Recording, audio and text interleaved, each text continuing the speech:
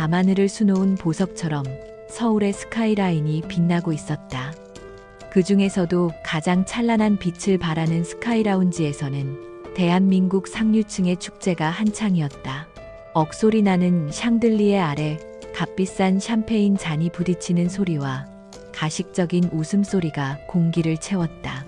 진성그룹의 젊은 총수 강태주는 이 모든 것을 차가운 눈으로 관망하고 있었다. 그에게 이곳은 성공한 자들의 무도회가 아니라 욕망과 위선이 뒤섞인 거대한 연극 무대일 뿐이었다. 그의 완벽하게 재단된 다크 네이비 슈트는 그의 냉철한 성격을 대변하는 듯했다. 한치의 흐트러짐 없는 모습과 주변을 압도하는 카리스마 때문에 누구도 섣불리 그에게 다가서지 못했다. 수많은 이들이 그와 눈을 마주치고 싶어 했지만 그의 시선은 그들을 투과하여 텅 빈 허공을 향하고 있었다. 그는 이런 자리가 지긋지긋했다. 아버지의 유지를 이어 그룹을 이끌기 위해 어쩔 수 없이 참석하는 사교계 행사는 그에게 정신적인 고문과도 같았다. 강 대표님, 오늘 밤 유난히 빛나시는군요. 저희 태양건설과의 합작 프로젝트는 잘 고려해보고 계신지요? 기름진 목소리와 함께 다가온 이는 태양건설의 최만식 회장이었다. 능구렁이 같은 그의 미소 뒤에 숨겨진 탐욕을 꿰뚫어보는 것은 태준에게 어려운 일이 아니었다. 그는 입꼬리만 살짝 올려 의례적인 미소를 지어 보이며 대답했다. 긍정적으로 검토 중입니다, 회장님. 결과는 서류로 말씀드리겠습니다. 최 회장은 더 대화를 이어가려 했지만 태준의 단호한 태도에 멋쩍게 물러날 수밖에 없었다. 태준은 다시 혼자가 되었다. 그는 사람들의 무리에서 벗어나 잠시 숨을 고르기 위해 테라스로 향하는 유리문을 열었다. 순간 시끄러운 음악과 인공적인 향수 냄새 대신 서늘한 밤 공기와 은은한 흙내음이 그의 폐부를 파고들었다. 그리고 그곳에서 그는 그녀를 보았다. 테라스 한편에 마련된 작은 정원에서 한 여자가 식물의 상태를 살피고 있었다. 화려한 드레스 대신 단정한 베이지색 원피스에 카디건을 걸친 모습이었다. 그녀는 파티의 소란스러움에는 전혀 관심 없다는 듯 오직 자신의 일에만 몰두하고 있었다. 그녀의 손길이 닿는 곳마다 시들했던 꽃잎이 생기를 되찾는 듯한 착각마저 들었다. 그녀는 이 위선적인 공간에서 유일하게 진짜처럼 보였다. 태주는 자신도 모르게 그녀에게서 눈을 떼지 못했다. 화려하게 치장한 다른 여자들과는 다른 꾸밈없는 아름다움이 있었다. 일에 집중할 때 살짝 찌푸려지는 미간 바람에 흩날리는 머리카락을 쓸어넘기는 자연스러운 손짓 하나하나가 그의 시선을 붙들었다. 그는 수많은 미인들을 만나왔지만 이처럼 강렬한 끌림을 느낀 것은 처음이었다. 저 여자는 누구일까? 왜 이런 곳에 있는 걸까? 바로 그 순간 여자가 무언가 깨달은 듯 주위를 두리번거리기 시작했다. 평온하던 그녀의 얼굴에 당혹감과 불안감이 서렸다. 민주나 한민준 그녀의 입에서 다급한 목소리가 터져 나왔다. 그녀는 작은 정원을 벗어나 파티장 안으로 뛰어 들어가려 했다. 태주는 그저 그 모습을 지켜볼 뿐이었다. 그런데 그의 다리에 무언가 쿵 하고 부딪혔다. 작고 단단한 충격이었다. 고개를 숙이자 6살쯤 되어 보이는 남자아이가 그를 올려다보고 있었다. 아이는 겁먹은 기색 없이 호기심 가득한 눈으로 태준의 바지를 붙잡고 있었다. 아이의 손에는 작은 장난감 자동차가 들려 있었다. 아마도 엄마를 찾다가 인파에 휩쓸려 길을 잃은 모양이었다. 아이가 입을 열려는 찰나 아까 그 여자가 달려와 아이를 품에 와락 껴안았다. 민주나 엄마가 얼마나 놀랐는지 알아. 갑자기 사라지면 어떡해. 여자는 아이의 어깨를 붙잡고 상처는 없는지 꼼꼼히 살폈다. 아이를 향한 그녀의 목소리에는 깊은 안도감과 사랑이 묻어 있었다. 아이가 무사하다는 것을 확인한 후에야 그녀는 고개를 들어 아이가 부딪힌 상대, 즉 강태준을 바라보았다. 정말 죄송합니다. 아이가 잠시 한눈을 팔아서 혹시 다치신 곳은 없으신가요? 그녀는 허리를 숙여 정중하게 사과했다. 태주는 아무 말도 할 수 없었다. 가까이서 마주한 그녀의 눈은 그가 상상했던 것보다 훨씬 더 깊고 맑았다. 불안감 속에서도 흔들림 없는 그 눈동자에는 강인한 의지가 담겨 있었다. 화려한 보석 하나 없었지만 그 어떤 보석보다도 빛나는 눈이었다. 가식적인 우아함이 아닌 삶의 무게를 견뎌낸 자만이 가질 수 있는 진정한 품격이 느껴졌다. 그는 자신도 모르게 대답했다. 괜찮습니다. 아이는 괜찮은 겁니까? 그의 예상치 못한 질문에 여자는 잠시 놀란 표정을 지었다.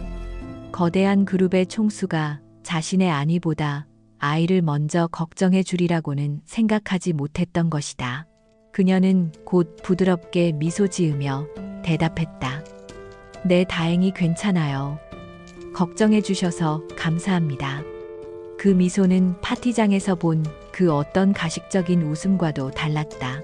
지친 기색이 역력했지만 따뜻하고 진실했다. 여자는 다시 한번 고개를 숙여 사과하고는 아이의 손을 꼭 잡고 인파 속으로 사라졌다. 태주는 그녀가 사라진 자리를 한참 동안 멍하니 바라보았다. 그녀가 남기고 간 은은한 꽃향기와 흙냄새가 그의 주위를 맴도는 듯했다. 시끄러운 파티장의 소음이 다시 그를 현실로 끌어당겼지만 그의 머릿속은 온통 방금 전의 그 짧은 만남으로 가득 차 있었다. 심장이 이상하게 뛰었다. 얼음장 같던 그의 세계에 작은 파문이 일었다.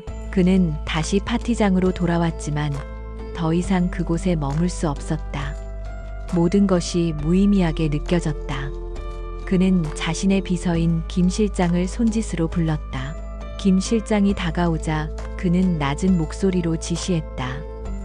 방금 내 앞에서 아이와 함께 사라진 여자 누군지 알아봐. 조용히 그리고 최대한 빨리. 김 실장은 조금 의아했지만 늘 그랬듯 군말 없이 고개를 숙였다. 알겠습니다, 대표님. 그날 밤 강태주는 잠을 설쳤다. 그의 머릿속에서는 그녀의 강인하면서도 슬픔을 간직한 듯한 눈빛과 지쳐 보였지만 따뜻했던 미소가 떠나지 않았다. 재벌가의 딸들도 화려한 여배우들도 결코 흔들지 못했던 그의 마음이 이름도 모르는 한 여자에게 송두리째 흔들리고 있었다. 그는 이것이 단순한 호기심인지 아니면 운명적인 무언가의 시작인지 알 수 없었다. 확실한 것은 그는 그녀를 다시 만나야만 했다. 다음 날 아침 진성그룹의 심장부인 CEO 집무실은 그 어느 때보다 팽팽한 긴장감으로 가득했다. 강태주는 거대한 통유리창 앞에 서서 분주하게 움직이는 도시의 풍경을 무심하게 내려다보고 있었다.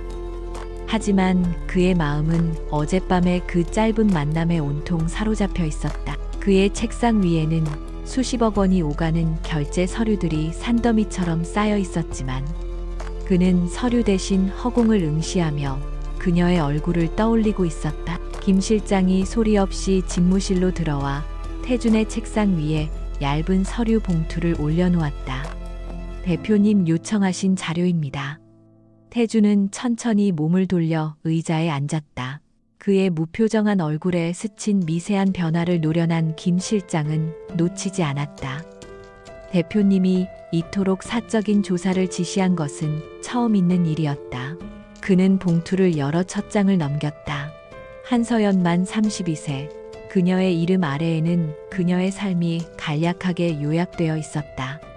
작은 조경 설계사무소 그린 스페이스의 대표. 몇몇 소규모 공모전에서 수상한 경력이 있는 재능 있는 건축가였지만 업계에서는 거의 무명에 가까웠다. 5년 전 불의의 사고로 남편과 사별하고 어린 아들 한민중과 단둘이 살고 있었다. 서류 마지막 장에는 그녀가 운영하는 사무소의 주소와 함께 낡았지만 정갈해 보이는 작은 건물 사진이 첨부되어 있었다. 태준의 미간이 미세하게 좁혀졌다. 그는 그녀가 화려한 세계와는 거리가 먼 사람일 것이라 짐작했지만 이토록 힘겹게 살아가고 있을 줄은 몰랐다. 남편이 남긴 작은 사무실을 지키며 홀로 아이를 키우는 그녀의 모습이 눈앞에 그려졌다. 어젯밤 그녀의 눈빛에 서려있던 슬픔과 강인함의 이유를 어렴풋이 알 것 같았다. 그는 자신도 모르게 서류 위에 있는 그녀의 사진을 손가락으로 가만히 쓸어보았다. 그때 또 다른 긴급 보고서가 그의 책상 위에 놓였다. 라이벌 기업인 태양건설의 서초 프라임 지구 재개발 사업에 관한 정보였다. 최만식 회장의 탐욕스러운 사업 확장은 늘 그의 주시 대상이었다. 태주는 사적인 감정을 잠시 접어두고 냉철한 CEO의 모습으로 돌아와 보고서를 훑어보기 시작했다. 그의 눈이 사업 계획도 위에서 멈췄다. 익숙한 주소 하나가 그의 시선을 사로잡았다. 그는 믿을 수 없다는 듯 한서연의 신상 파일과 재개발 사업 보고서를 번갈아 보았다. 그녀의 사무소 그린스페이스가 위치한 바로 그곳이 태양건설이 눈독 들이고 있는 재개발 부지의 핵심 지역이었다. 심장이 차갑게 가라앉는 기분이었다. 최만식 회장의 비열한 사업 방식을 누구보다 잘 아는 그였다. 그는 목적을 위해서라면 약자를 짓밟는 일 따위는 눈 하나 깜짝하지 않을 인간이었다. 같은 시각 한서연의 작은 사무실에는 불청객들이 찾아와 있었다. 번쩍이는 구두와 값비싼 양복을 입은 남자들이 그녀의 낡은 책상 앞에 서서 위압적인 분위기를 풍기고 있었다. 그들은 자신들을 개발 시행사 직원이라고 소개했지만 그들의 말투와 눈빛은 교양 있는 사업가라기보다는 사채업자에 가까웠다. 한서연 대표님, 저희가 아주 좋은 조건으로 이 건물을 사들이고 싶어서 왔습니다. 그들이 내민 서류에 적힌 매매 가격은 주변 시세의 절반에도 미치지 못하는 터무니없는 금액이었다. 서연은 어이없다는 듯 헛웃음을 지었다. 이런 말도 안 되는 조건으로 제안하시는 저희가 뭡니까? 돌아가 주세요. 그녀의 단호한 거절에도 남자들은 물러서지 않았다. 오히려 한 남자가 비릿한 미소를 지으며 그녀를 위아래로 훑어보았다. 여자 혼자 사업하기 힘드실 텐데 우리가 좋을 때 팔고 편하게 사시는 게 어떻겠습니까? 모욕적인 말에 서연의 얼굴이 굳어졌다. 그녀는 자리에서 일어나 문을 가리켰다. 여기는 제 남편의 모든 것이 담겨 있는 곳이고 제 아들의 미래가 걸린 곳입니다. 돈으로만 따질 수 있는 곳이 아니란 말입니다. 다시는 찾아오지 마십시오. 그녀의 목소리는 떨렸지만 눈빛은 흔들리지 않았다. 남자들은 잠시 그녀의 기세에 주춤하는 듯 했으나 이내 경멸적인 웃음을 흘리며 사무실을 나섰다. 후회하게 될 겁니다. 아주 크게. 문이 닫히자마자 서연은 다리에 힘이 풀려 주저앉았다. 며칠 전부터 시작된 압박이었다. 처음에는 정중한 전화로 시작되더니 이제는 노골적인 협박으로 변해가고 있었다. 그녀는 두려웠다. 하지만 무너질 수는 없었다. 그녀에게는 지켜야 할 아들 민준이가 있었다. 그녀는 창가에 놓인 작은 화분의 마른 잎을 떼어내며 마음을 다잡았다. 어떤 시련이 와도 그녀는 이곳을 지켜낼 것이다. 진성그룹의 집무실 태주는 자신의 정보팀으로부터 실시간 보고를 받고 있었다.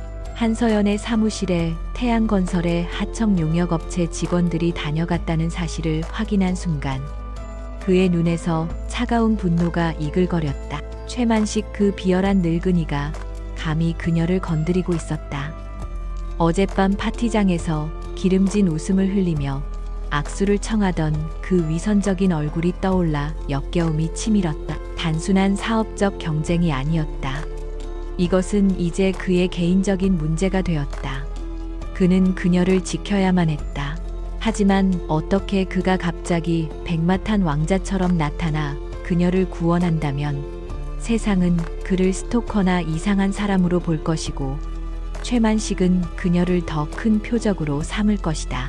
그에게는 완벽하고 합법적인 명분이 필요했다. 그녀의 자존심을 지켜주면서 동시에 태양건설로부터 그녀를 보호할 수 있는 방법. 그의 시선이 책상 한편에 놓인 진성그룹 신사옥 건설 프로젝트 조감도로 향했다. 수천억 원이 투입되는 거대한 프로젝트. 이미 국내 최고의 조경 업체와 계약을 마친 상태였다. 하지만 그의 머릿속에서 번개 같은 아이디어가 스쳐 지나갔다. 그는 즉시 김 실장을 호출했다.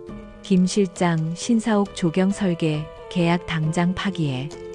이유는 알아서 만들고. 갑작스러운 지시에 김 실장의 눈이 커졌지만 그는 아무것도 묻지 않았다. 강태준의 결정에는 언제나 그만한 이유가 있었다. 태준은 조감도를 손가락으로 가리키며 말을 이었다. 그리고 새로운 제안서를 준비해. 그린스페이스라는 작은 회사가 있어. 그 회사 대표 한서연 씨를 만나고 싶다고 전해. 우리 그룹의 신사옥 전체 조경을 그녀에게 맡기고 싶다고. 이것은 파격적인 결정. 아니 업계의 상식을 뒤엎는 도박과도 같은 짓이었다. 거대 그룹의 상징이 될 신사옥의 조경을 아무도 모르는 작은 사무소에 맡긴다는 것은 전례 없는 일이었다. 그러나 태준의 표정은 그 어느 때보다 단호했다. 그는 창밖의 도시를 바라보았다. 그 도시 어딘가에서 홀로 싸우고 있을 그녀를 생각했다. 이제 더 이상 방관자가 아니었다. 그는 그녀의 세계로 직접 걸어 들어가 그녀의 가장 든든한 방패가 되어주기로 결심했다. 한서연은 거대한 진성그룹 본사 빌딩 로비에 서서 자신이 꿈을 꾸고 있는 건 아닌지 의심했다. 며칠 전까지만 해도 정체 모를 남자들의 협박에 시달리고 있었는데 지금은 대한민국 최고의 기업으로부터 신사옥 조경 설계 미팅을 위해 초청받아와 있었다. 모든 것이 비현실적이었다. 그녀는 혹시 이것이 자신을 압박하기 위한 태양건설의 또 다른 교묘한 함정은 아닐까 하는 의심을 떨칠 수 없었다. 그녀가 안내받은 곳은 최고층에 위치한 CEO 집무실이었다. 문이 열리고 며칠 전 자선 파티에서 마주쳤던 남자 강태준이 창가에 서서 그녀를 기다리고 있었다. 그가 진성그룹의 대표라는 사실을 알고 있었지만 이렇게 공식적으로 마주하니 그의 존재감은 더욱 압도적으로 다가왔다. 그는 그녀를 발견하고는 딱딱한 표정으로 가볍게 목례하며 회의 테이블로 안내했다. 그의 태도는 지극히 사무적이었다. 태준은 그날 밤의 일은 전혀 기억나지 않는다는 듯 행동했다. 그는 신사옥의 청사진과 조감도를 펼쳐 보이며 프로젝트에 대해 설명하기 시작했다. 기존에 계약했던 업체는 저희 그룹이 추구하는 자연과 기술의 조화라는 철학을 제대로 구현하지 못했습니다. 그러던 중 우연히 한서연 대표님의 포트폴리오를 접하게 됐습니다. 그는 그녀가 과거에 수상했던 작은 공원 설계안을 정확히 언급했다. 그의 목소리에는 힘이 있었고 건축에 대한 그의 이해도는 전문가 수준이었다. 그는 단순한 경영자가 아니었다. 그는 프로젝트의 본질을 꿰뚫어 보고 있었고 자신이 무엇을 원하는지 정확히 알고 있었다. 서연은 자신도 모르게 그의 설명에 빠져들었다. 의심은 어느새 전문가로서의 호기심으로 바뀌어 있었다.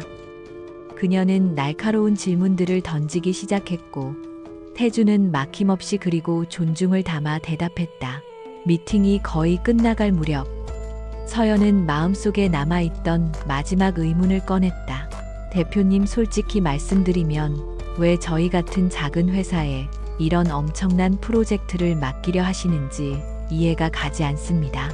이것은 저희 회사의 명운이 걸린 일이기도 하지만 진성그룹에게도 엄청난 모험이 아닙니까? 그녀의 불안한 눈빛을 마주하며 태준은 잠시 침묵했다. 그는 거짓말을 하고 싶지 않았다. 그는 창밖을 바라보며 나지막이 말했다. 나는 회사의 규모가 아니라 건축가의 철학과 비전을 봅니다. 한서연 씨의 작품에서는 진심이 느껴졌습니다. 이익만을 좇는 다른 사람들과는 다른 공간에 대한 애정과 사람에 대한 따뜻함이 있었습니다.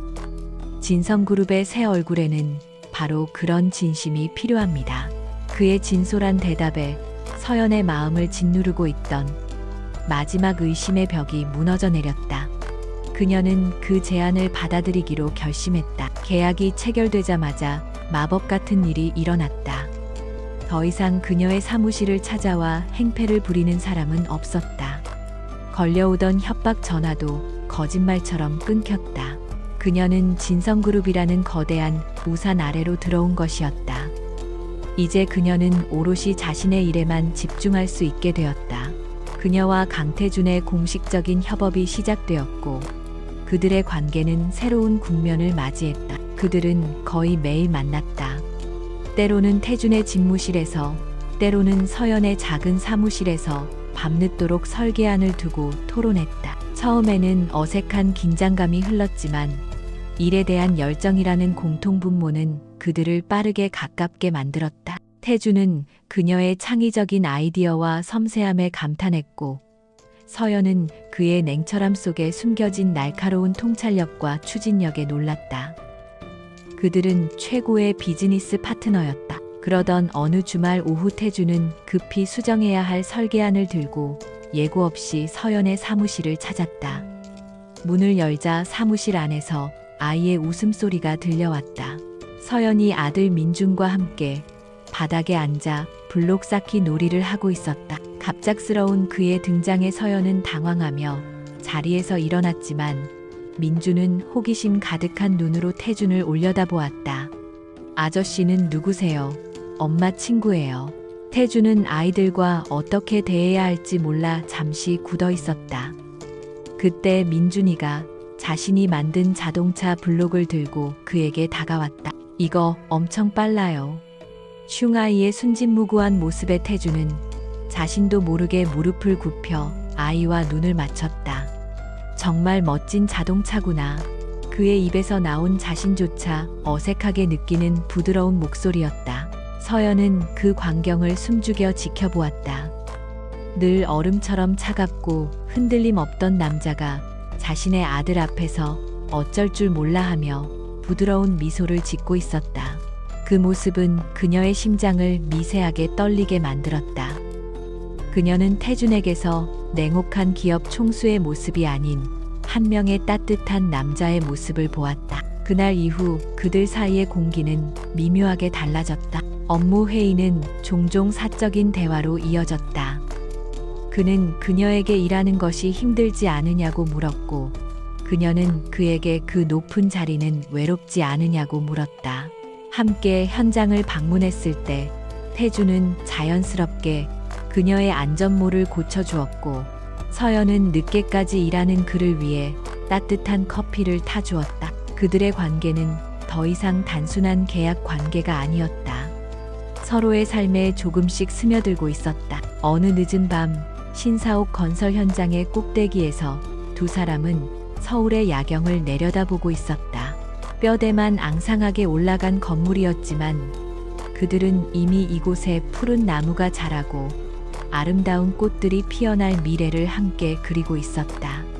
침묵 속에서 태준이 먼저 입을 열었다. 이 프로젝트가 끝나면 뭘 하고 싶습니까? 그의 질문은 업무와는 전혀 상관없는 것이었다. 서연은 잠시 생각에 잠겼다가 미소 지으며 대답했다. 민준이 손잡고 그냥 평범하게 소풍 가고 싶어요. 아무 걱정 없이. 그녀의 소박한 꿈은 태준의 마음을 울렸다. 그는 단 한 번도 그런 평범한 행복을 꿈꿔본 적이 없었다. 그는 그녀와 그녀의 아들이 그 평범한 행복을 누릴 수 있도록 지켜주고 싶다는 강렬한 충동을 느꼈다. 그들 사이에 흐르는 감정은 이제 부인할 수 없을 만큼 선명해져 있었다. 한서연이 진성그룹의 프로젝트를 맡았다는 소식은 곧바로 태양건설 최만식 회장의 귀에 들어갔다. 자신의 호화로운 집무실에서 보고를 받은 최 회장의 얼굴이 경로로 일그러졌다. 그는 손에 들고 있던 크리스털 잔을 벽난로에 집어 던졌다. 산산조각 난 유리 파편들이 그의 분노를 대변하는 듯했다. 그는 이것을 단순한 사업 계약이 아닌 강태준의 정면 도전으로 받아들였다. 감히 강태준 그 어린 놈이 내 앞길을 막아 그리고 그 계집은 제 발로 호랑이 굴에 들어왔겠다. 최 회장은 비서에게 으르렁거렸다. 그의 눈에는 탐욕과 함께 굴욕감이 번뜩였다. 그는 한낱 작은 설계사무소 대표에게 무시당하고 숙적인 강태준에게 허를 찔린 이 상황을 도저히 용납할 수 없었다. 그는 두 사람 모두에게 본때를 보여주기로 결심했다. 그가 어떤 사람인지, 그의 심기를 건드리면 어떤 대가를 치르게 되는지를. 며칠 후 한서연은 마침내 희망을 보기 시작했다. 진성그룹 신사옥 부지에서는 그녀의 지휘 아래 기초 조경 공사가 순조롭게 진행되고 있었다. 최고의 자재와 인력이 투입되었고 그녀의 설계안은 조금씩 현실이 되어가고 있었다. 이대로만 간다면 모든 것이 완벽할 것 같았다. 하지만 그 평화는 오래가지 않았다. 어느 맑은 아침, 그녀는 현장에서 끔찍한 광경을 마주해야 했다. 밤사이 누군가 현장에 침입해 모든 것을 망쳐놓았다. 이제 막 자리를 잡기 시작한 희귀 수목들은 잔인하게 부러져 있었고 복잡한 관계 시스템은 박살이 나 있었다. 그리고 하얀 가벽 위에는 붉은색 스프레이로 섬뜩한 경고 문구가 휘갈겨져 있었다. 내 것이 아닌 것에서 손 떼라. 서연은 눈앞이 캄캄해졌다. 이것은 단순한 회방이 아니었다. 명백한 협박이자 경고였다. 그녀는 떨리는 손으로 강태준에게 전화를 걸었다. 소식을 듣자마자 태준은 한달음에 현장으로 달려왔다. 그는 아수라장이 된 현장과 창백하게 질려있는 서연의 얼굴을 번갈아 보았다. 그의 차가운 얼굴 위로 그 누구도 본 적 없는 냉혹한 분노가 피어올랐다. 최만식, 그는 범인이 누구인지 직감했다. 그 비열한 늙은이가 선을 넘기 시작한 것이다. 태준은 즉시 상황을 수습하기 시작했다. 경찰에 신고하고 그룹의 보안팀을 현장에 배치했으며 피해 복구를 위한 지시를 내렸다. 그는 침착하게 모든 것을 통제하는 것처럼 보였다. 하지만 서연의 어깨를 감싸 쥔 그의 손은 미세하게 떨리고 있었다. 그는 서연이 두려움 속에서도 계속해서 휴대폰을 확인하며 아들 민준의 안부를 묻는 것을 보았다. 그 순간 그는 깨달았다. 최 회장의 진짜 목표는 이 프로젝트가 아니라 바로 그녀의 가장 약한 골이라는 것을. 그의 불길한 예감은 현실이 되었다. 그날 오후 서연의 사무실로 작은 소포 하나가 배달되었다. 발신인이 없는 상자를 열어본 서연은 그 자리에서 얼어붙었다. 상자 안에는 바퀴 하나가 부서진 장난감 자동차가 들어있었다. 며칠 전 태준이 사무실에 왔을 때 민준이가 자랑스럽게 보여주었던 바로 그 장난감이었다.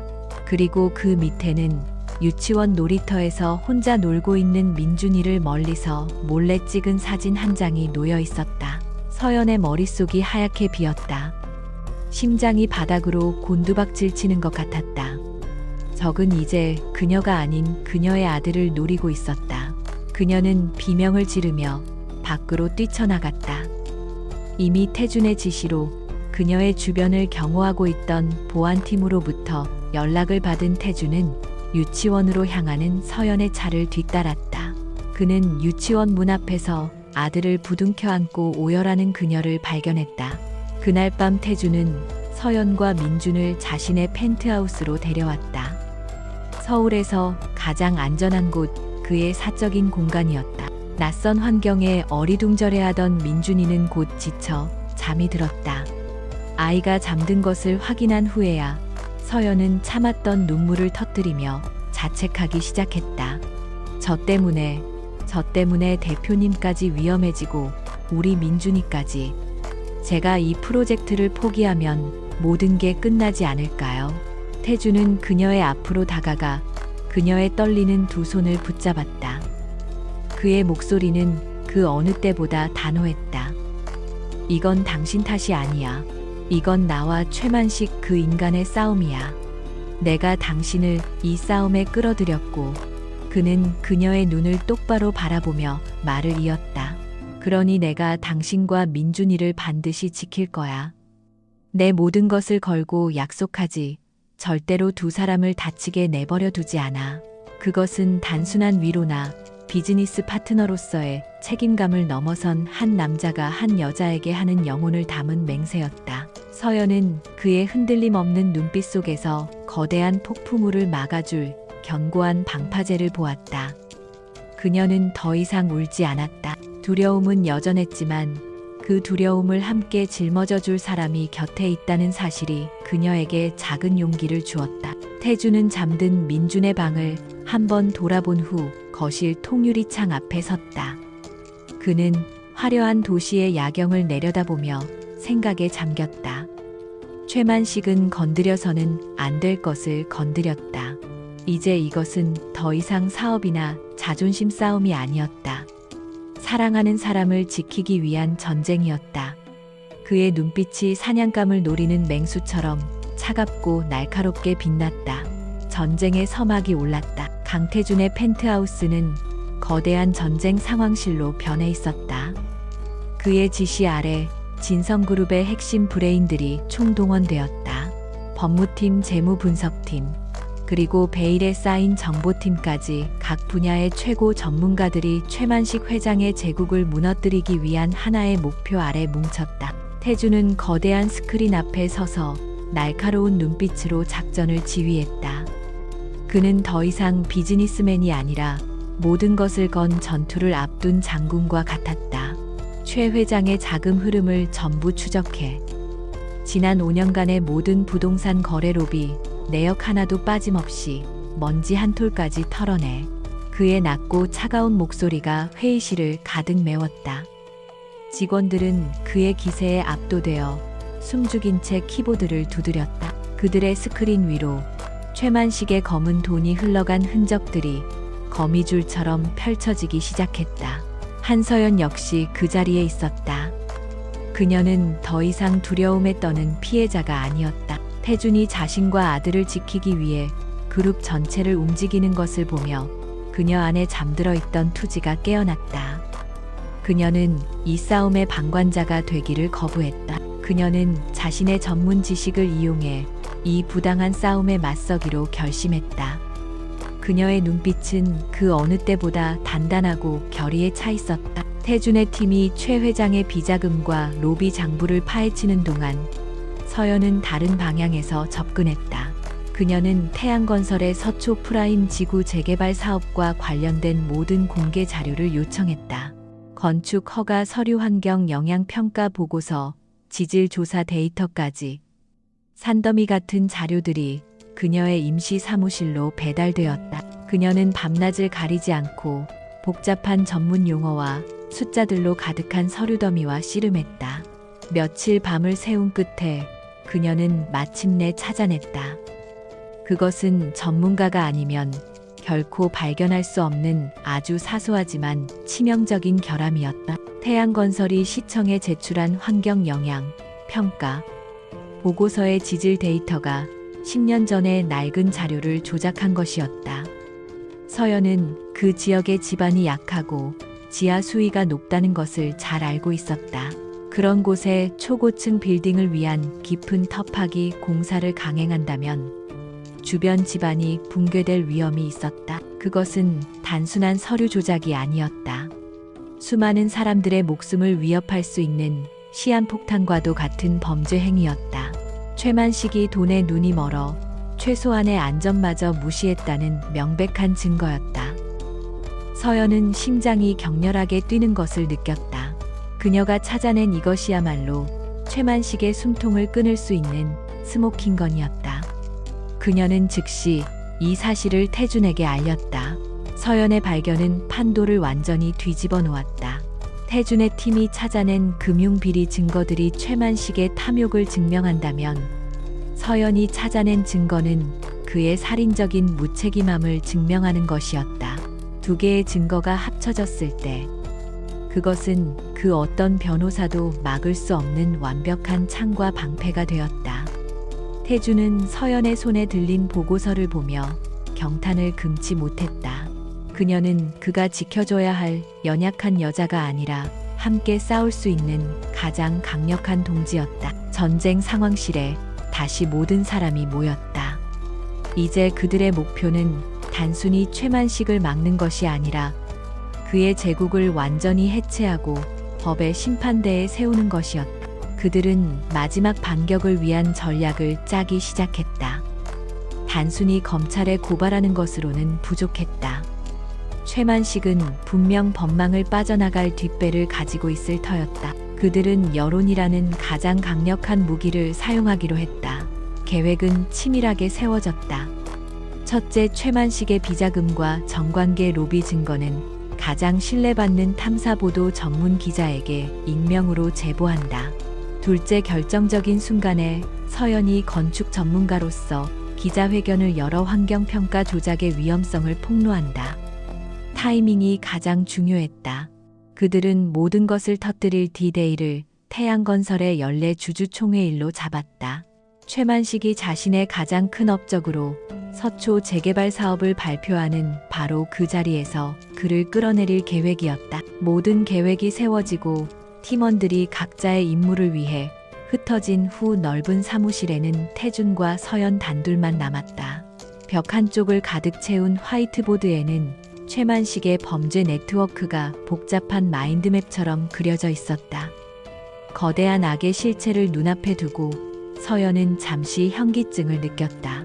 그때 태준이 그녀의 어깨에 손을 가만히 얹었다. 당신이 없었다면 불가능했을 거야. 당신은 정말 대단한 사람이야. 그의 목소리에는 깊은 존경과 감탄이 담겨 있었다. 그것은 그녀의 일에 대한 칭찬을 넘어 그녀의 용기와 강인함에 대한 찬사였다. 서연은 고개를 들어 그를 바라보았다. 그의 눈빛 속에서 그녀는 더 이상 차가운 CEO가 아닌 자신을 믿고 의지하는 한 남자를 보았다. 이제 결전의 날이 얼마 남지 않았다. 거대한 폭풍이 몰려오기 직전의 고요함이 그들 사이를 감돌았다. 결전의 날을 하루 앞둔 밤 강태준의 펜트하우스에는 폭풍 전야의 고요함이 감돌았다. 모든 계획은 세워졌고 모든 증거는 제자리를 찾아갔다. 탐사보도 전문 기자의 손에는 최만식의 비리 장부가, 한서연의 손에는 그의 파렴치함을 고발할 기자회 견문이 들려 있었다. 이제 남은 것은 오직 기다림뿐이었다. 거대한 전쟁 상황실 같던 거실은 이제 본래의 모습을 되찾았고 평화롭게 잠든 민준의 숨소리만이 고요한 정적을 채우고 있었다. 서연과 태준은 거대한 통유리창 앞에 나란히 서서 서울의 야경을 내려다보고 있었다. 짧은 시간 동안 너무나 많은 일들이 스쳐 지나갔다. 어색했던 첫 만남, 의심으로 가득했던 계약, 함께 밤을 새우며 나눴던 열정적인 토론, 그리고 생명의 위협을 넘나들었던 절박한 순간들까지, 그 모든 시간을 통과하며 그들은 단순한 파트너를 넘어 서로의 운명을 짊어진 동지가 되어 있었다. 고요한 침묵을 먼저 깬 것은 서연이었다. 그녀는 창문에 비친 태준의 지친 얼굴을 바라보며 나지막이 입을 열었다. 대표님, 정말 뭐라고 감사해야 할지 모르겠어요. 저와 민준이를 위해 이렇게까지 모든 것을 걸어주셔서. 그녀의 목소리 끝이 미세하게 떨렸다. 감사함과 동시에 그를 이 위험한 싸움으로 끌어들였다는 미안함이 그녀의 마음을 무겁게 짓눌렀다. 태준은 천천히 그녀를 향해 몸을 돌렸다. 그의 눈빛은 그 어느 때보다 진지하고 깊었다. 그가 그녀의 이름을 조용히 불렀다. 한서연 씨.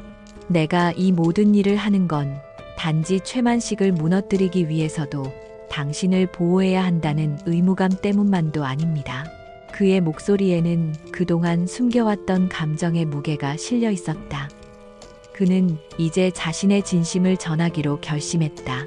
나는 그 파티장에서 당신을 처음 봤습니다.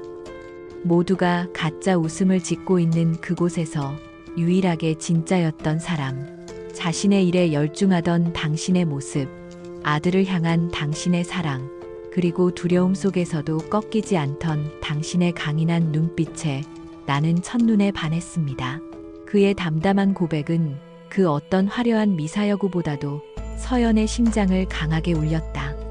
모든 일의 시작이 그녀를 향한 그의 마음이었다는 사실을 그녀는 이제야 알았다. 그는 한 걸음 더 다가섰다.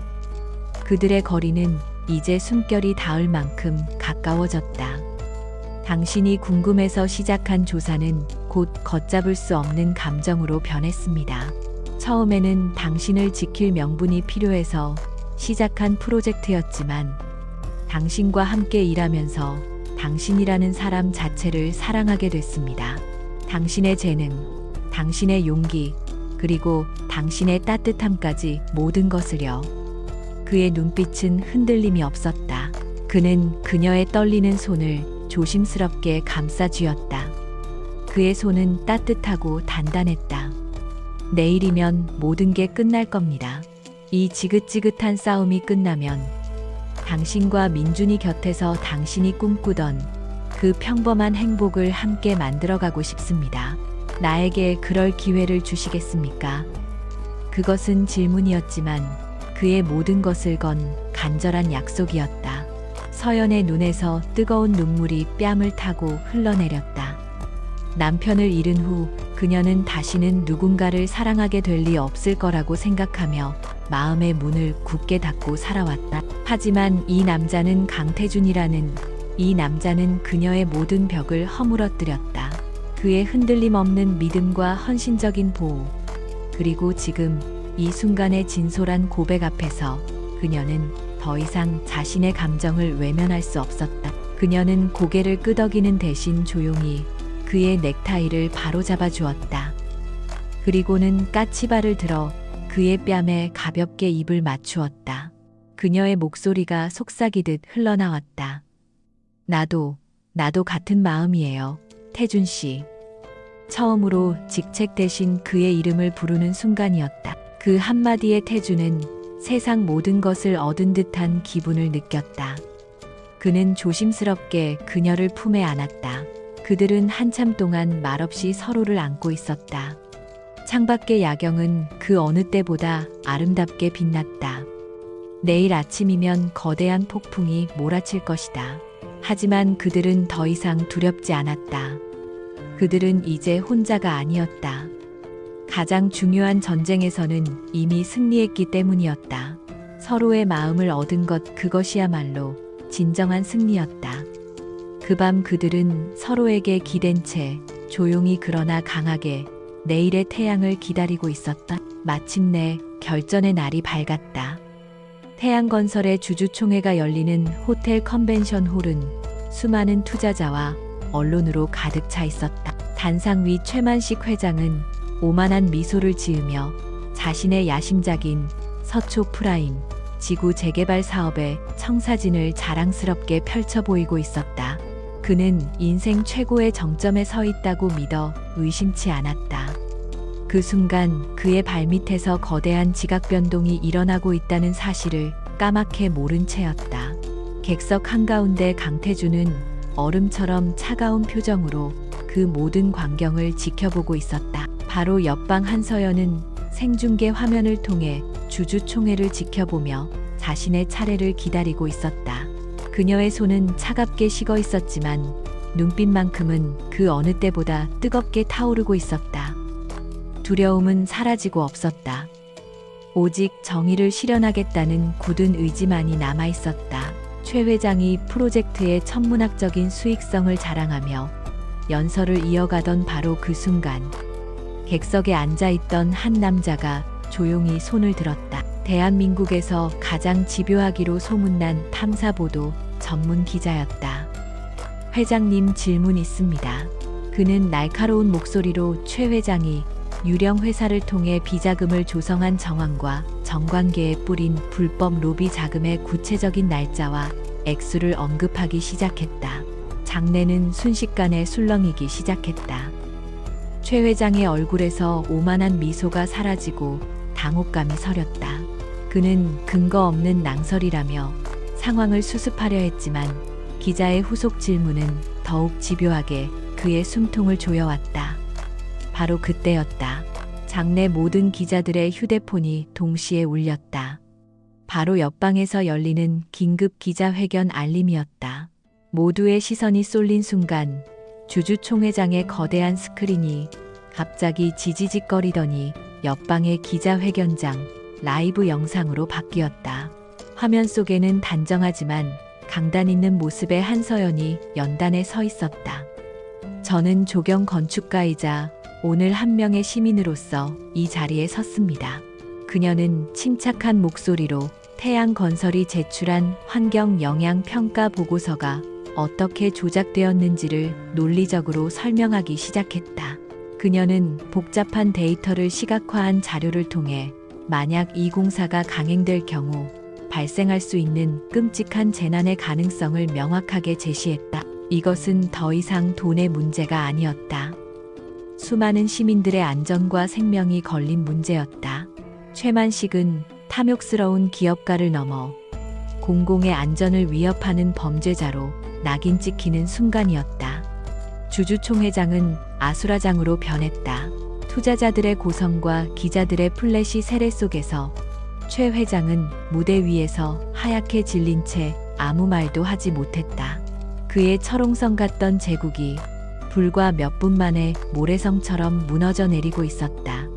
바로 그때 컨벤션 홀의 문이 활짝 열리고 검찰 수사관들이 들이닥쳤다. 그들은 망연자실한 최 회장에게 다가가 차가운 목소리로 체포영장을 제시했다. 텔레비전 생중계를 통해 대한민국 국민 모두가 탐욕스러운 거물의 몰락을 똑똑히 지켜보았다.